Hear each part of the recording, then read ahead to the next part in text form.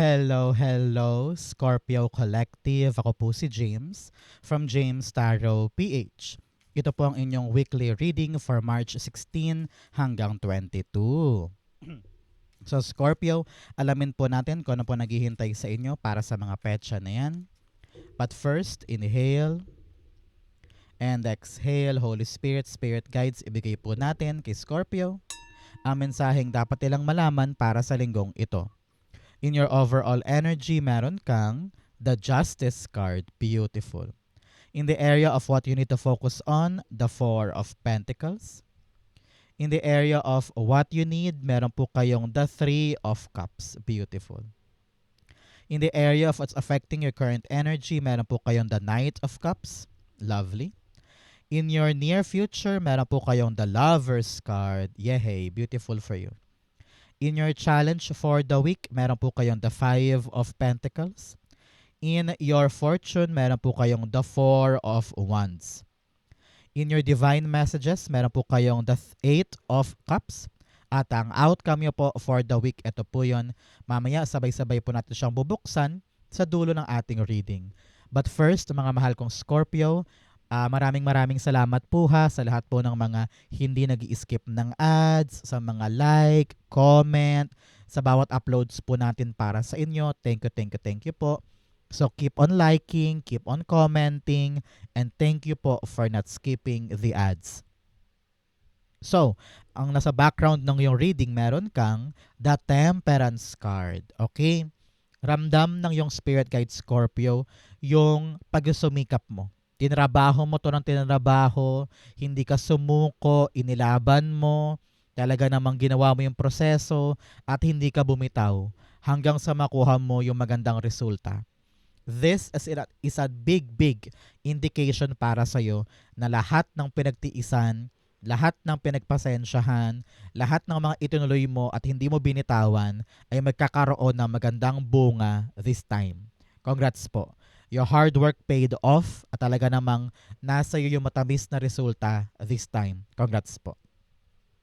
So, in your core energy, meron kang the Justice card. Sabi dito ng iyong spirit guides this week, I don't know why, merong mga legal na bagay kang pagdadaanan this week. Meron akong specific dyan na Scorpio, someone Scorpio, na parang panalo ka sa isang court battle and lalaya ka na tungkol sa isang akala mo hindi mo kayang malagpasan na issue. You gave your all, dinaanan mo yung proseso at pabor sa yung outcome. So congrats, talaga namang stable ka na or okay na yung legal thing na yan na pinagdaraanan mo. Okay? For others, I'm saying here na merong specific, hindi sa lahat to may specific Scorpio dyan na parang handa ka nang ipasa yung annulment or divorce or ready ka nang palayain yung partner mo dahil meron na siyang iba, parang ganyan. Specific to sa ibang Scorpio dyan. Ramdam ko dito na kayang-kaya mo nang itulay yung proseso ng legalidad para makalaya ka na. Parang ganon. But for others naman dyan, para sa ibang Scorpio dyan, kitang-kita ko dito na merong magkaiba eh. Merong iba malalaya sa mapaniil na relasyon, pero meron ding isa naman na panahon to ng kasal mo, panahon to ng marriage mo o ng wedding mo. Tapos parang sa West, parang sa mayor, simple lang pero ramdam mo dito na very symbolic, no? And worth celebrating. So merong magkakaibang frequency dito na nararamdaman ko, magkakaibang Scorpio dyan. Merong isa mahihiwalay na, dadaan na sa legalidad, planchado na yung legal things.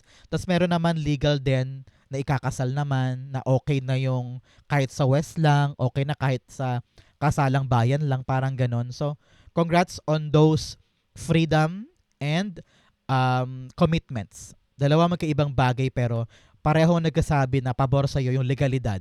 Okay? Magkaiba man yan, polar opposites man, pero kitang-kita ko dito na dahil dinaanan mo yung tamang proseso, okay ka legally. Legal and binding ito, pabor sa iyo. Congrats po. Okay? Clarify natin to. Justice card is being clarified by For others naman dyan na hindi love life ang problema o issue, hindi hiwalayan, hindi kasal, nakita ko dito na kung ano man yung aasikasuhin mo na papeles, dokumento, or hakbang about your dream or project, it will go on in your favor. Pasok sa'yo to, okay? Tanggap ka, approved ka, planchado yung papeles, planchado yung nilalakad mo, okay? Clarify natin. Naku, 4 kayong mga messages na naririnig ko talaga dito. Medyo marami kayo, Scorpio, no? Justice card, the Fool card. Yes, bagong simula na ito. Next level na. Kung ito man ay new job, new kontrata, new opportunity, ayan na. Konfirmasyon talagang may new start ka. Kung yung sinabi ko kanina na kakahiwalay lang, talagang ready ka na to step forward sa iyong single life. Talagang makakawala ka na sa kadena ng pangit na relasyon na yon.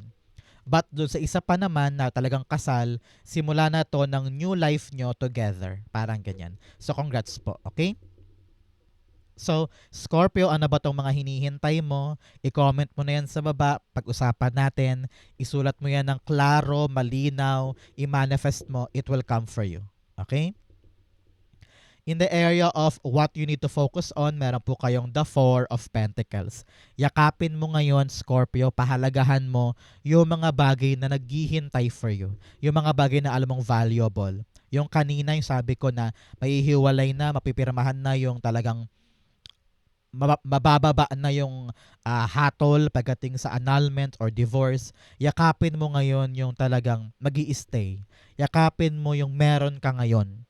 Kasi yan talaga yung biyaya sa iyo ni God.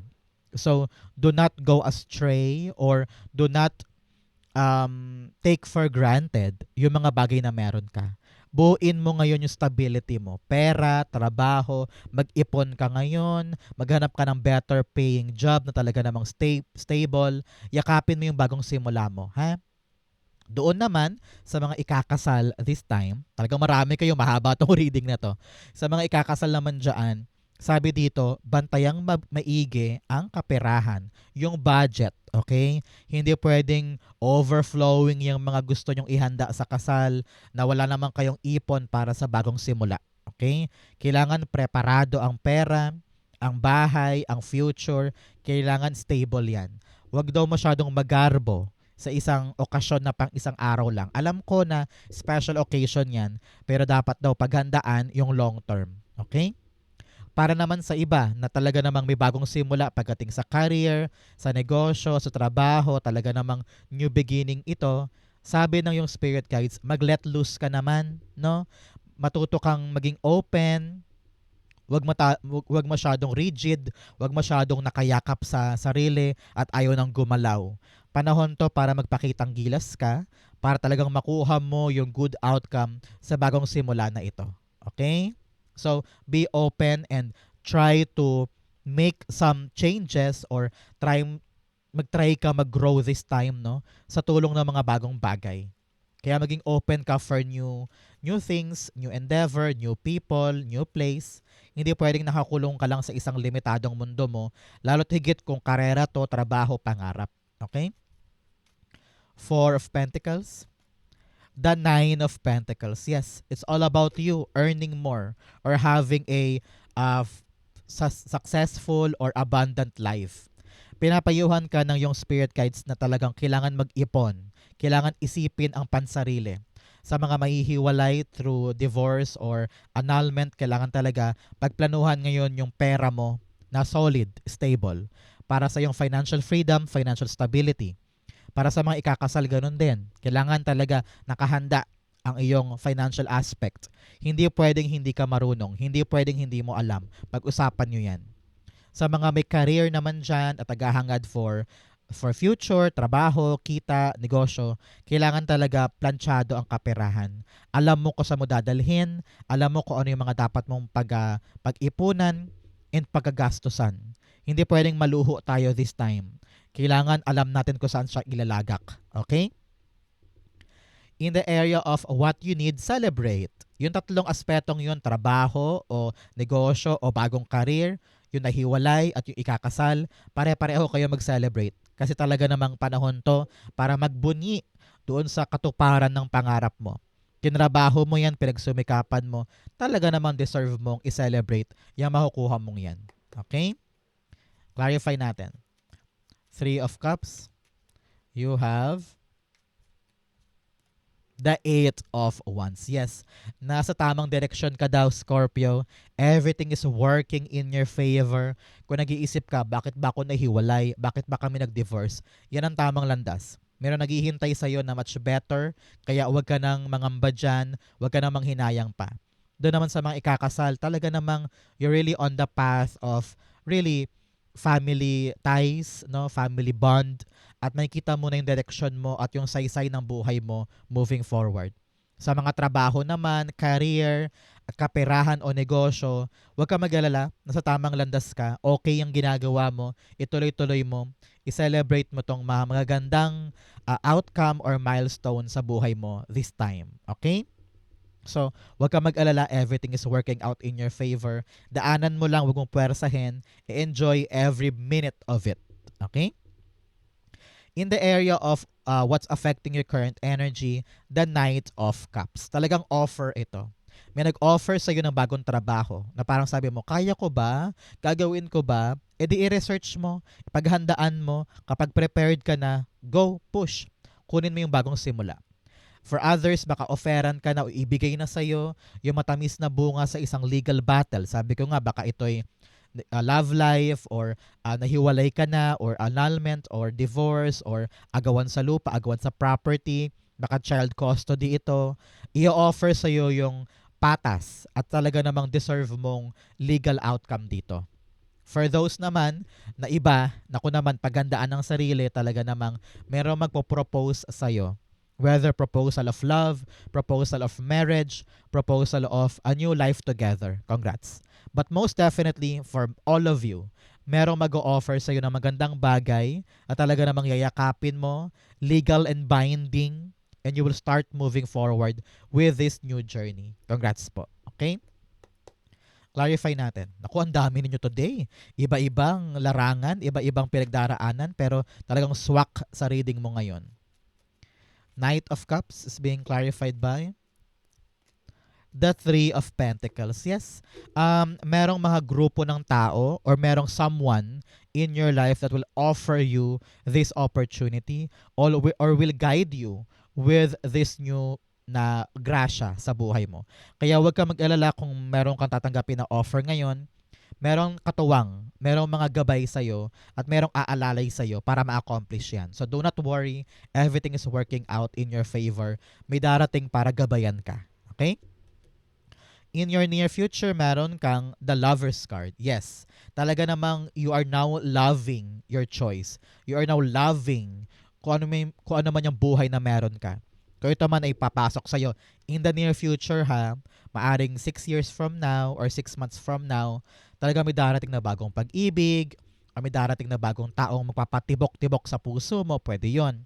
O kaya for others, talaga namang love na love na love mo na itong partner mo na ito, you are building your life together, you are having this solid foundation sa inyong relasyon.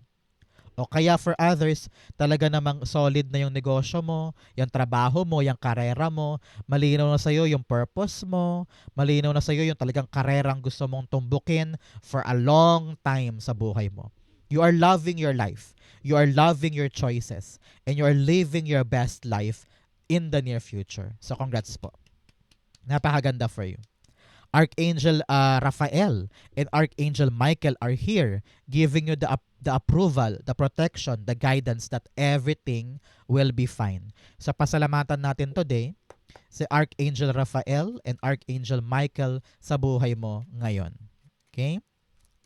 Lover's card, the Knight of Wands. Yes, good news talaga to.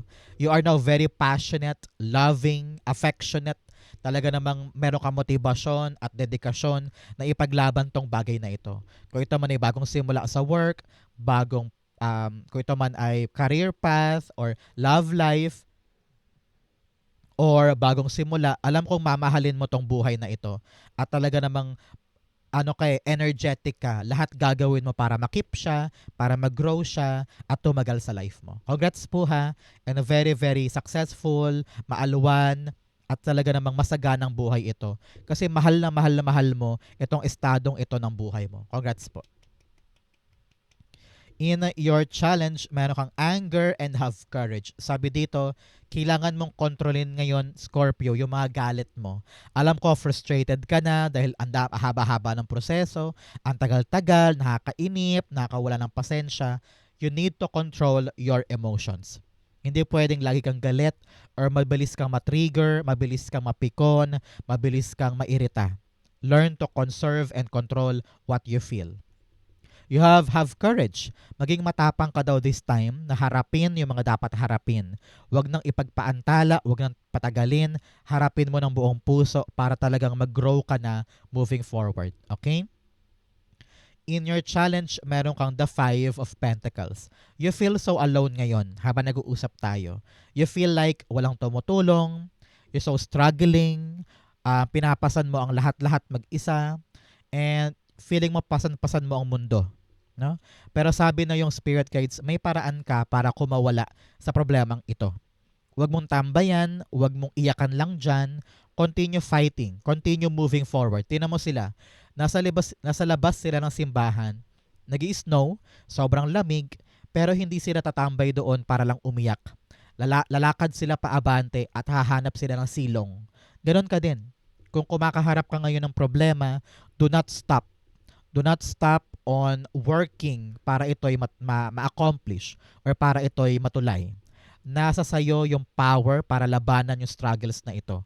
Meron kang magagawa, may tulong na darating, yun ang gawin mo. Sabi rin dito, huwag mo nang pahalagahan pa or i-big deal pa yung mga kahinaan mo. The more na pinapahalagahan mo ang kahinaan mo, lalo kang lumulubog dyan. Use your strength in your advantages at yun ang kapitan mo, yun ang gamitin mo para magtagumpay ka. Okay? Clarify natin. Five of Pentacles, the Hierophant. Higher knowledge, higher power. Patalasin mo ang pananaw mo sa isang bagay. Yes, nag-i-struggle ka ngayon. Yes, nahihirapan ka ngayon. Pero pag nilawakan mo yung isip mo, marirealize mo na, ay, kaya ko to. Kaya ko tong lagpasan. Kaya ko tong ipanalo. Kaya ko tong higitan.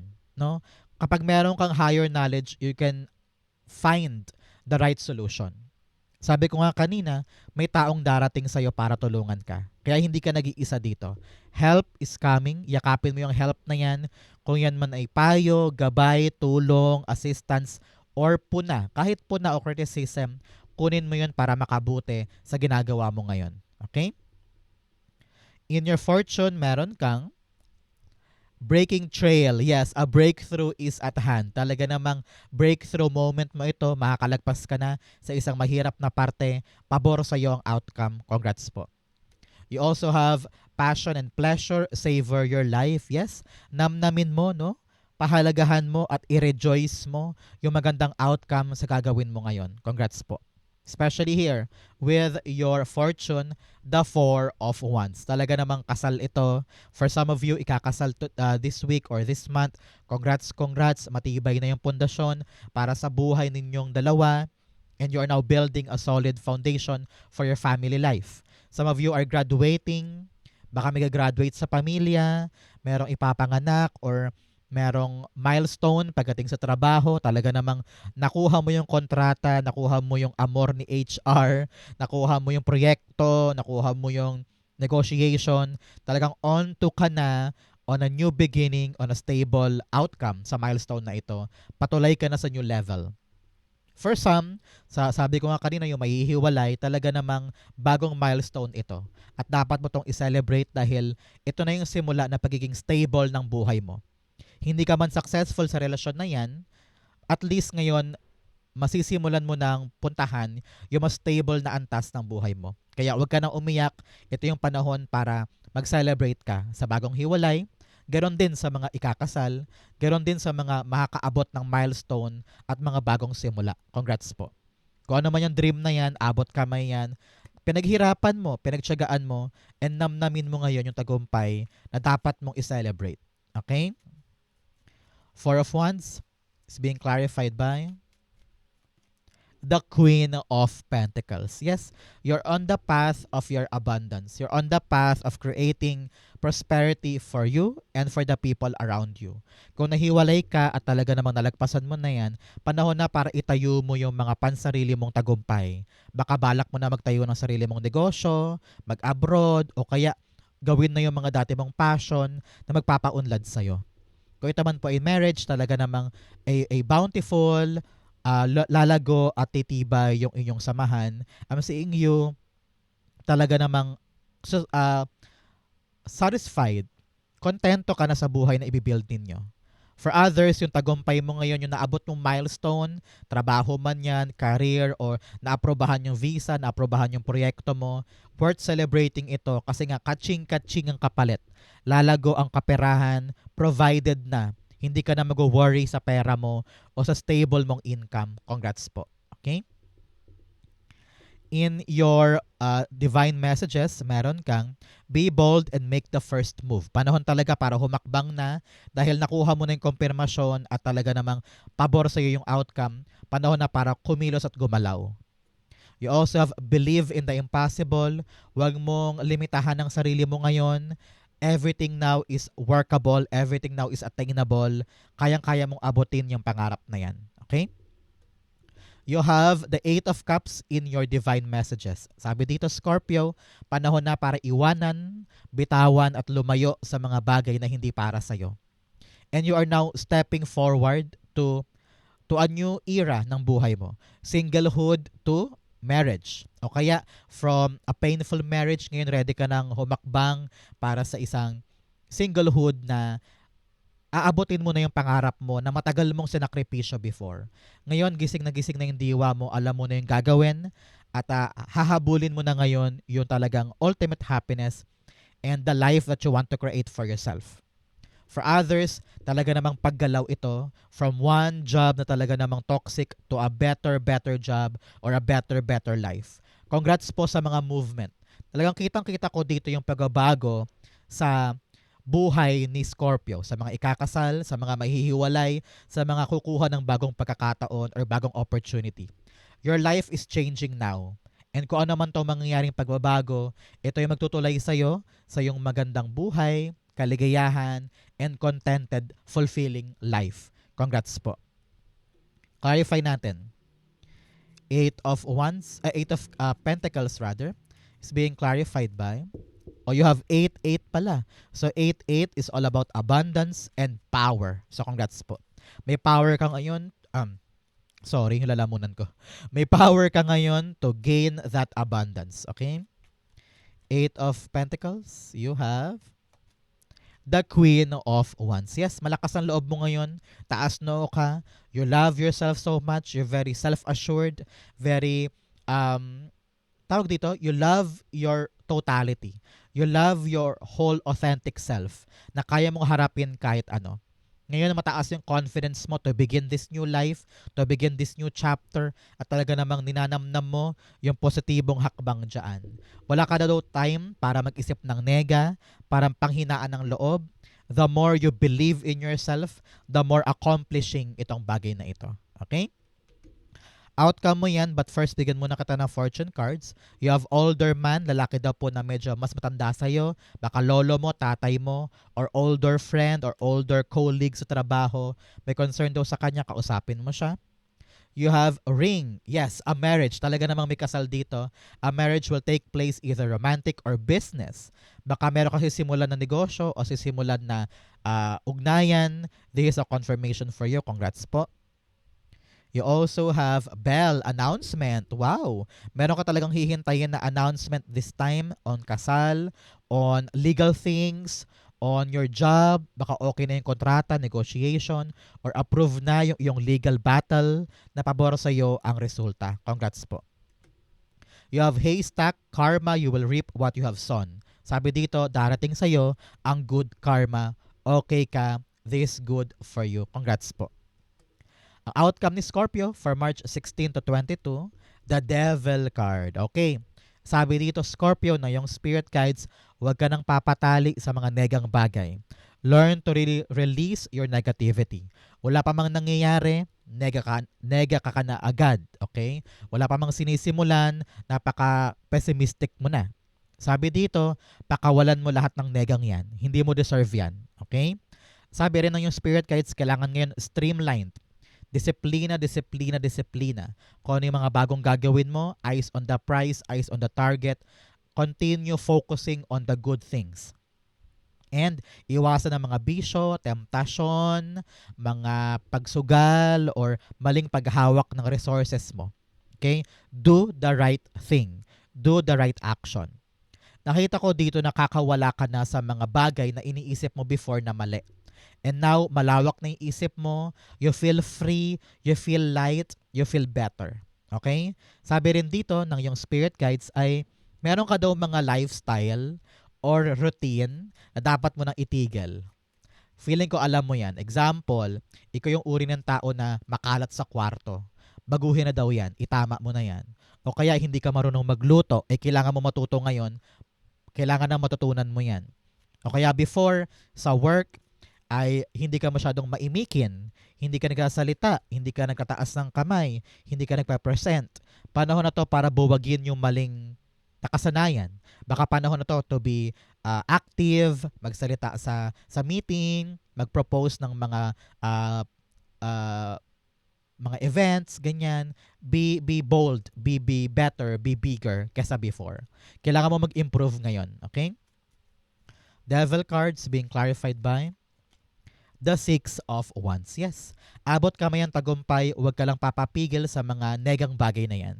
Huwag kang papapressure at huwag kang madidistract sa mga bagay na kaya mong ipanalo ngayon.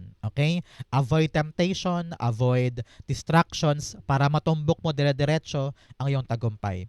Kung kailangan mo mag-improve at baguhin ang sarili, gawin mo para maabot mo talaga yung desired mong outcome dyan. Okay? Scorpio, ito po ang yung March 16 to 22. Napakaraming talagang frequency ako narinig today. Good luck po sa inyong lahat. Kayang-kaya mo yan. Thank you, Holy Spirit, Spirit Guides, for the clarity and messages na dapat malaman ng mga Scorpio today. Welcome po sa yung new chapter. Thank you po for watching hanggang dulo. I love you. This has been James for James Tarot PH. God bless everybody.